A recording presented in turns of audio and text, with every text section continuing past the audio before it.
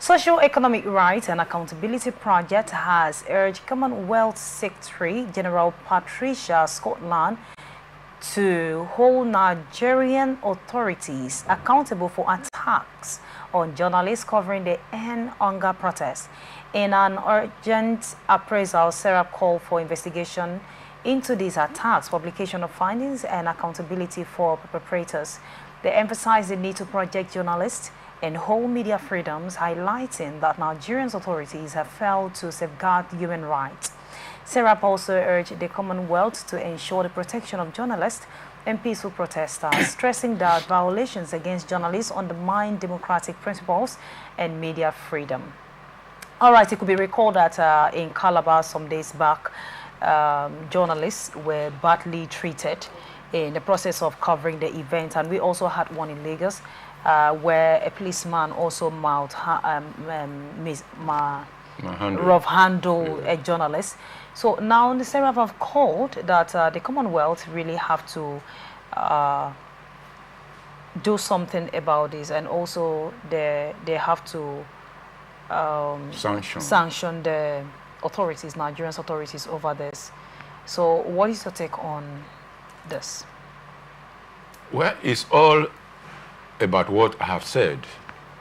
When I said when a government breaks its own laws, they are all there.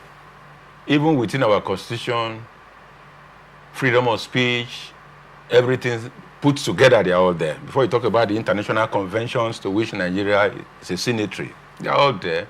But we have a people in government, in earnest, those we have in government, just a few exceptions of some of these young men who have come on board. The people we have in government, repeatedly in this country, there are people who should not stay close to government houses, because the relationship between leadership and the people is completely missing.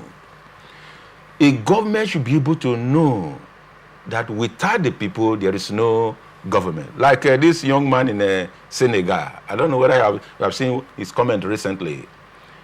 He was speaking to all his commissioners, all the parasitors in the country and everybody. He said, don't put my pictures in your offices.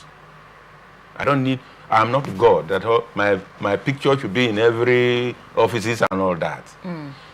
Let your children, put your children's picture in your offices. So that when you are doing anything wrong, when you are taking any decision, when you see these children that this decision you are taking is going to affect the lives of these children, then you know the kind of decision you should take and the one you should not take. Our leaders, we have this kind of consciousness. We have leaders who want to buy land, who want to build houses, want to buy car, the new limousine, the latest car in Japan, want to have it here in Nigeria on a rough road. I wrote to these road safety people some time ago. Every time you have roadworthy vehicle, do you even ask the question, worthy vehicle, worthy roads? Do you have that question? You will ask that. Every time you want to hold people on the road, this your vehicle is not roadworthy. Is the road worthy of vehicles? Is it not the road that is fueling the vehicles? So we just have a set of people in Nigeria. We don't want to do things the way other people in the world think. We don't have people who think like that in Nigeria. They just sit in office. You just want to show that I'm in office.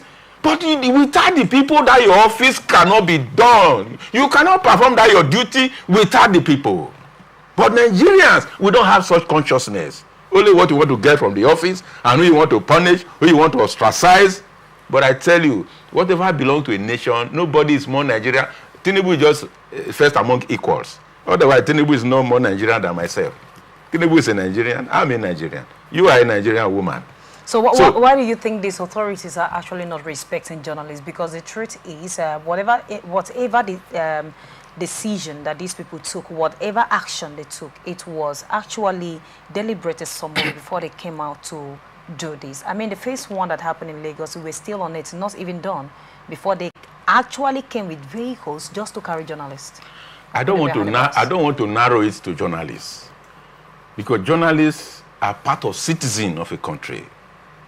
Your citizen, who do they have respect for in this country? Who does government have respect for in this country? Well, we said government respect the people. Do we have that in Nigeria?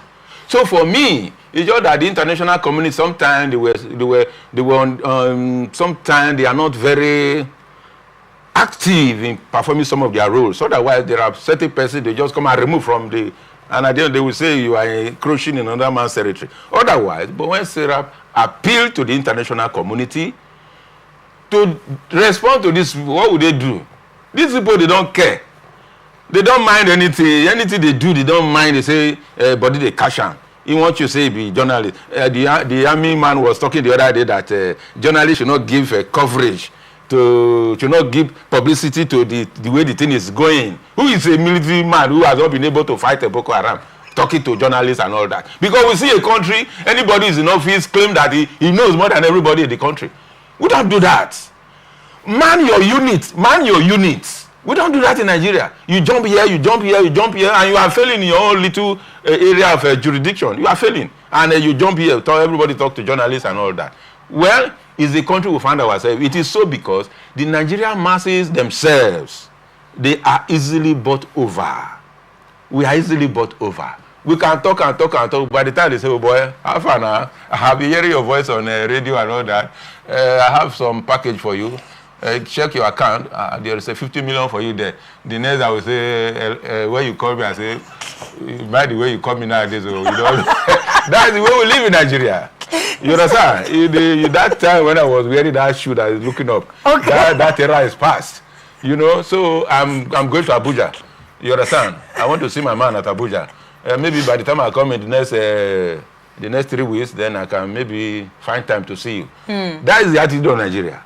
Nobody stand on what is right for the sake of public good.